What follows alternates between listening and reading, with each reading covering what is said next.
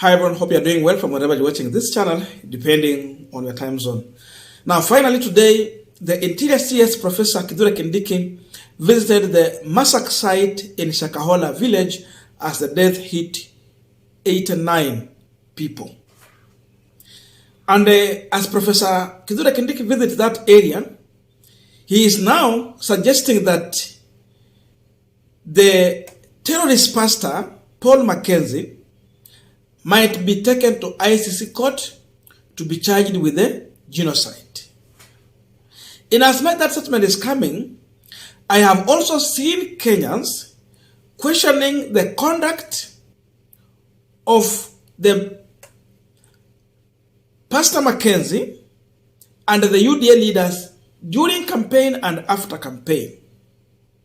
Kenyans are questioning the link between Pastor Mackenzie and the activities in UDA party, Kenya Kwanza coalition, and the Statehouse prayer activities. Because there are photos they are sharing online, which seemingly they look similar. They resemble the pastor, Paul Mackenzie. So there are so many questions Kenyans are raising, because also we have heard the president, William Samoei Ruto, referring to Mackenzie as a terrorist who should not live in our society. So after Professor Mutahi Ngunyi visiting that area, this is what he's saying. I want to quote him before we go to the views from Kenyans. The government will ensure Paul Mackenzie pays for his criminal with the severest and the most painful form of punishment available. We do not expect him to get out of jail for the rest of his life. It is possible to charge him with the genocide at the ICC. Again, I continue to say, effective today, we have upscaled the rescue. We are increasing the personnel. A multi-agent search and rescue operation will involve all agencies and will be security-led. We are going to tighten, now he's coming to the church now, this is what he's saying. We are going to tighten the law governing religious organizations. Any preacher who preach any message that is against the Constitution of Kenya or engage in criminal activity must be stopped. There must be accountability. So he is now in agreement that we must have to check on activities of preachers in the various churches. That means, in other words, regulating the church. Now, in as much Professor Mutahi Ngunyi is suggesting taking this matter to ICC, in as much the president has referred to this heinous act as the act of terrorism. These are a question that Kenyans are asking that I want to bring to this channel also, to try and find out why. This is what Robert Alai said. The terrorist was in Statehouse, because everyone is calling him terrorist. And you can see in a photo, Mackenzie at Statehouse purification service. For those who remember, after the swearing in of William Samoei Ruto and Gachagua, there was a church service that happened at Statehouse. Actually, they have set an altar at Statehouse for prayer services. So we have an altar at Statehouse. Paul Mackenzie was one of the visitors, the prayer warriors in that function. He attended, and the photo is there.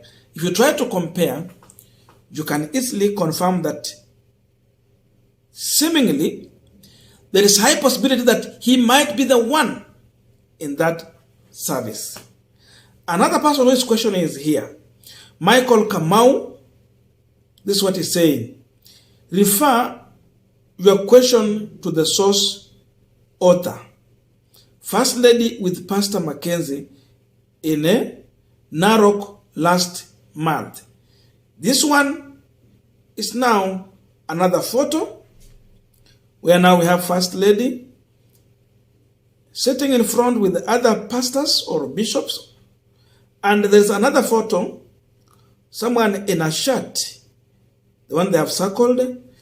And seemingly, that person looked like Mackenzie, the terrorist in this country.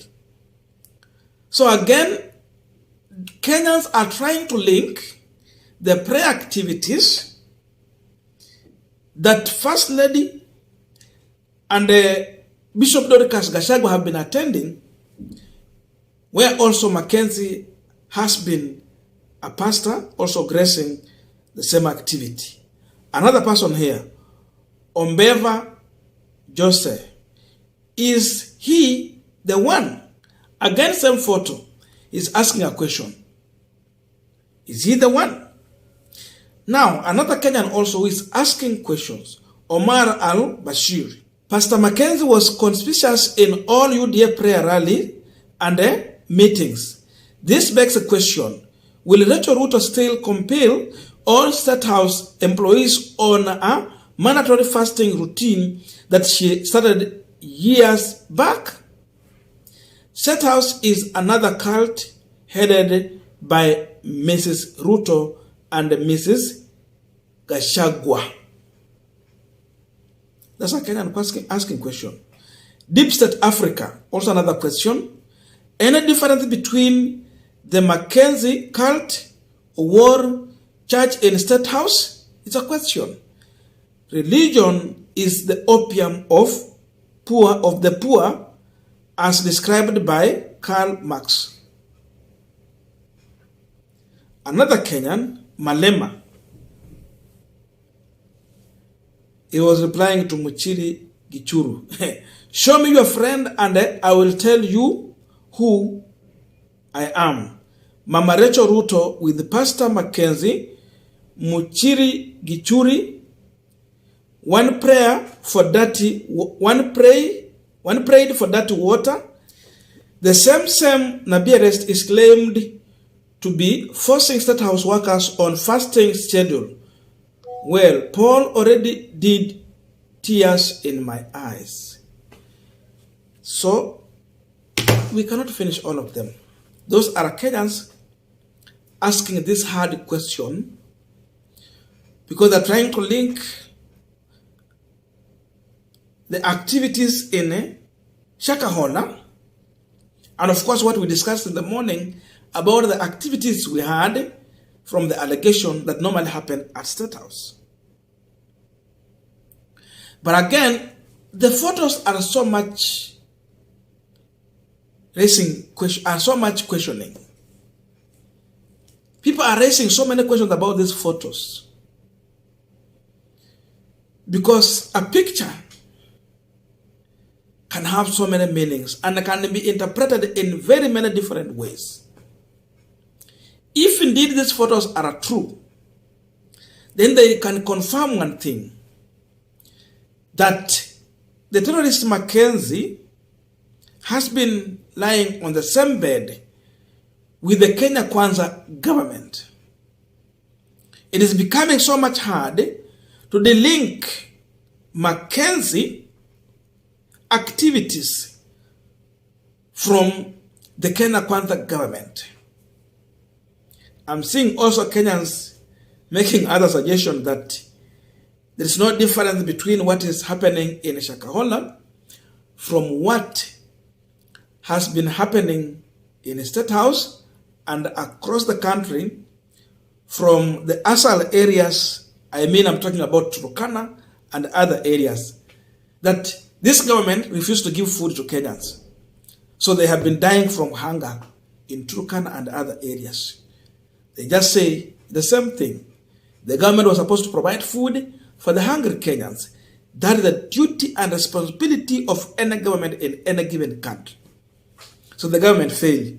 For that reason, Kenyans are saying that they see it's just similar thing. It's similar thing. So the Shakahola people were denied food and convinced and confused to go into that direction of fasting. So Kenyans have been made to believe that there is no money, so the state has no way to help, but they are collecting taxes. So it's also another debate that Kenyans are bringing out. So in many ways, it is so much disturbing to see the activities, the photos, the videos. I've watched them in several WhatsApp groups, and really they are very terrifying videos. So there are so many questions about this situation. But again, people are just saying that this government could have been in one way or another aware of these activities, but only that they never came out to condemn what is happening. And because of this, people are trying now to put a blame at the doorstep of the president, at the doorstep of the first lady, and at the doorstep of the Kenya Kwanza government. It is very hard to link these two. I don't know your views on this, but it's better you also give your own way on this matter through the comment section. Because now, there's no any other better way you can explain it, in my view. This government must rethink. Kenyans are totally losing trust in them. Now they are bringing suggestion of taking this case to ICC. Does it mean that they don't trust the courts here? Also, these judges have questionable characters. Why did they release Mackenzie when he was arrested at the first place? Or again, the other question we will raise is that what case did the police present to the court when they arrested Mackenzie? If it is similar case, then again, these judges have questions to answer on the same. Let us meet in the comment section for continuation of this conversation.